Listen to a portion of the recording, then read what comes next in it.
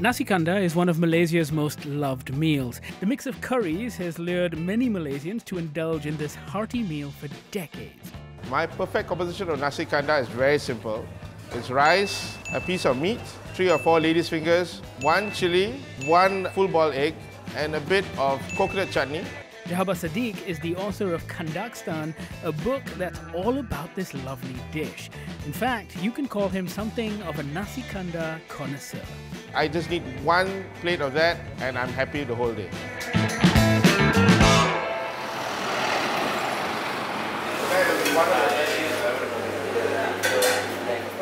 Nasi Kandar is basically a platter of rice served with a variety of curries and side dishes. It's got protein from a variety of meats, fibre from the vegetables, and carbs from a ton of rice.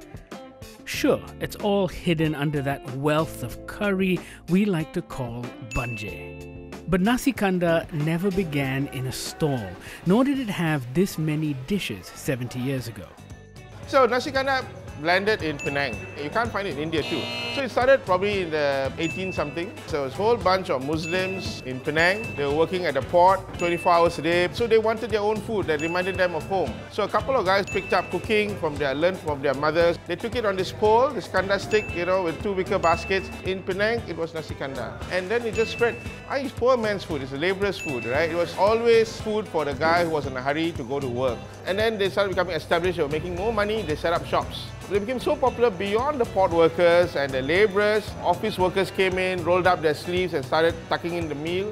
I think the history of how Nasi Kandar spread from Penang to Kuala Lumpur is the history of how prosperous Malaya and Malaysia became.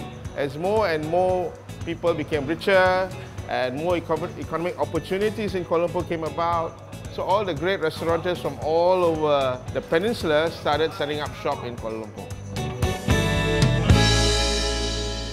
From the simplicity of just curry and rice, Nasi Kandar has now evolved to a meal full of ingredients that we didn't even think about 20 years ago.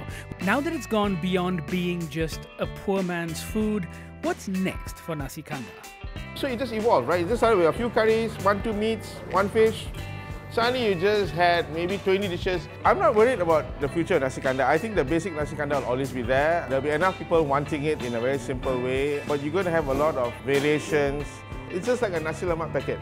You always want something simple at the end of the day. And the new Nasi Kandar, all different kinds of fish, I think it's great. It just shows how you can take something so simple, keep adding on to it, and yet still calling it Nasi Kandar. If you ever go through life without curry, you are leading a wasted life. It's as simple as that.